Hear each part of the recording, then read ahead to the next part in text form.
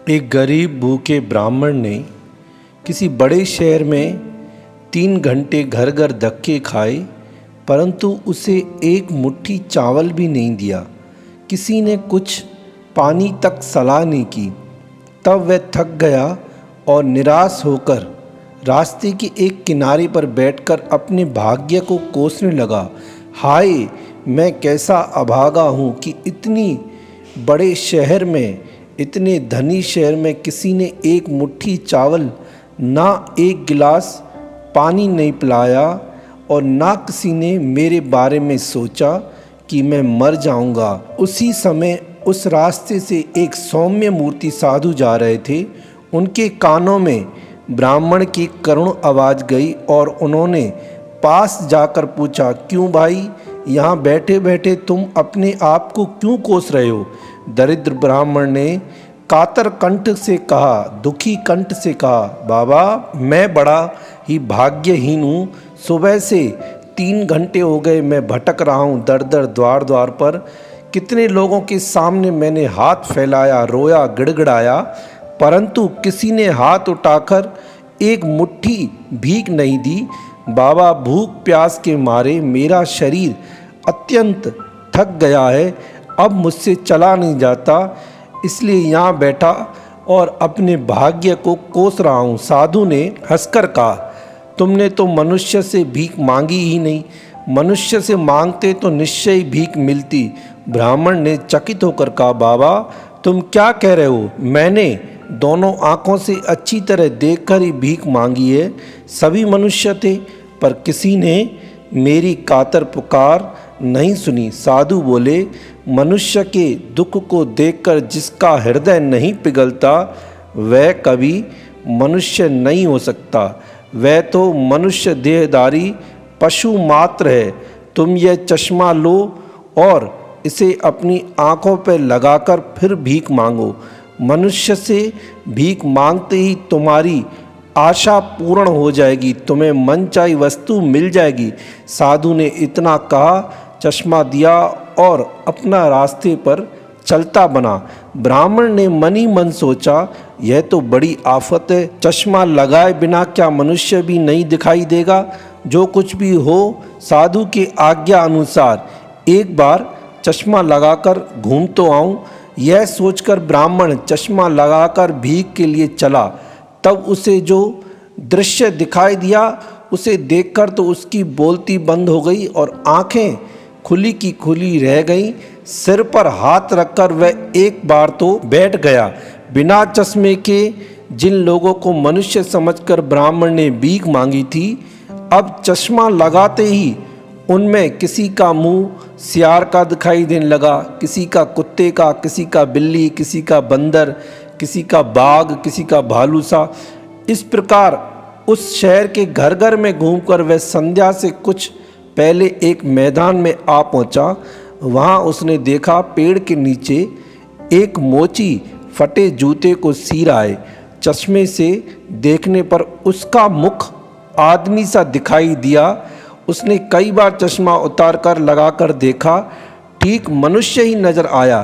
तब उसको बड़ा आश्चर्य हुआ। वह मन ही मन सोचने लगा, मैं ब्राह्मण होकर फटे जूते गांठने वाले इस मोची से कैसे भीख मांगूं?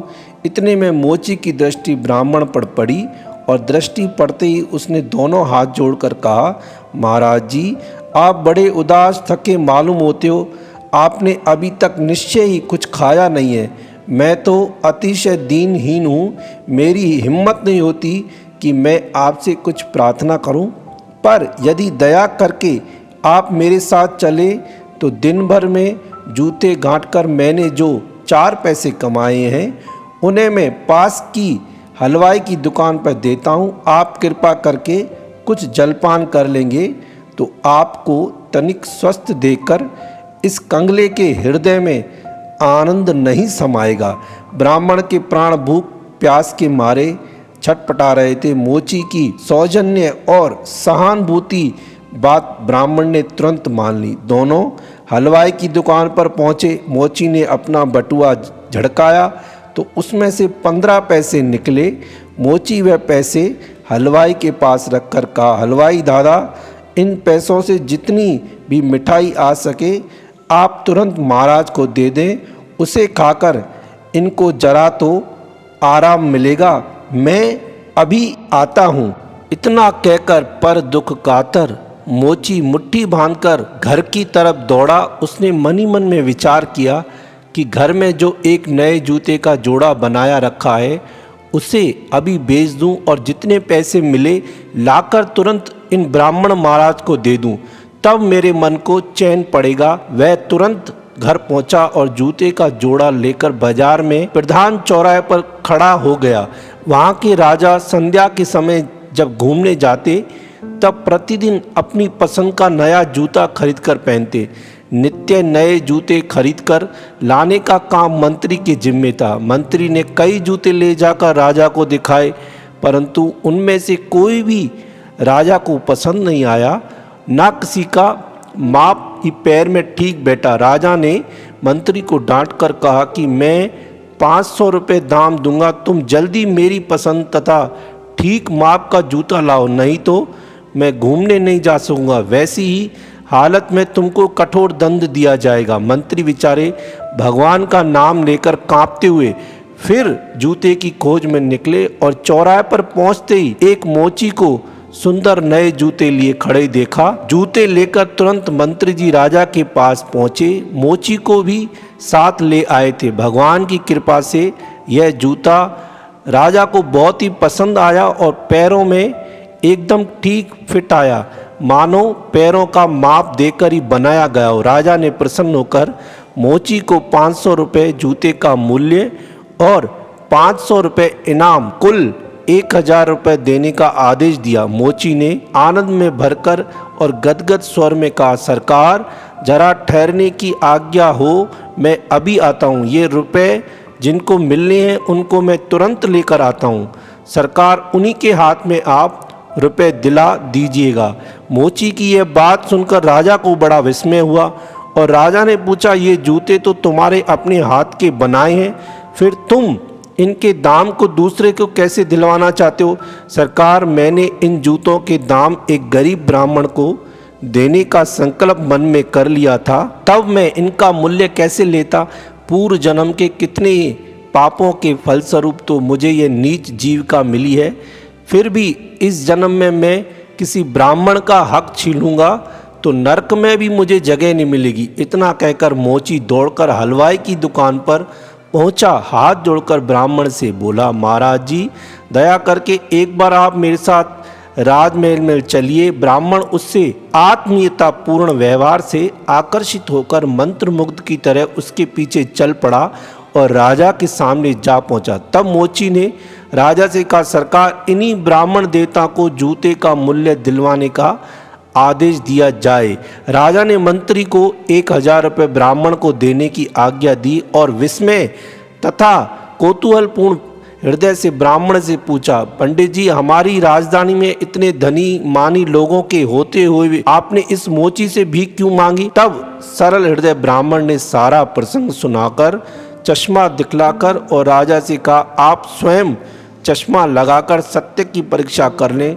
राजा ने चश्मा लगाकर सबसे पहले मंत्री के मुंह की तरफ देखा तो वह लोमड़ी की तरह दिखाई दिया। चारों तरफ देखा, कोई कुत्ता, कोई बिल्ली, कोई बंदर, कोई बकरी, कोई भेड़, कोई गधा, कोई बैल दिखाई दिया। चश्मा उतारकर देखा तो सभी मनुष्य दिख पड़े।